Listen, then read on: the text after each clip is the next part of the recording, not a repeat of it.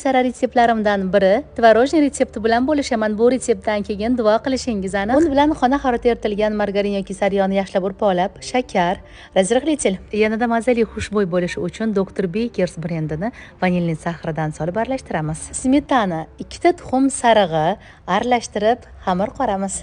Qorgan xamirimizni yarim soatga tindirish uchun olib qo'yamiz. Nachinkasi uchun tvorog, shakar, tuxum oqi hamda yarimta limonni maddalab to'g'rab solamiz.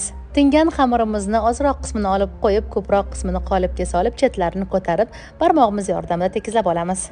Ichiga nachinkamizni solib tekizlab chiqamiz. Biroz olib qo'ygan xamirimizni tekis qilib yoyib, tesmalarni kesib olamiz. Videoda ko'rsatilgandek qilib joylab, tuxum sarig'ini surtamiz. Qarama-qarshi tomoniga ikkinchi tesmalarni joylab, rombik ko'rinishni berib, yana tuxum sarig'ini surtamiz. 170 gradusda qizib turgan duxovkaga pishirish uchun yuboramiz. Bay, buni hidini-chi, xonani hidi tutib ketadi. Retsept tayyor. Retsept yoqqan bo'lsa, nodirangizni duo qilishni unutmang.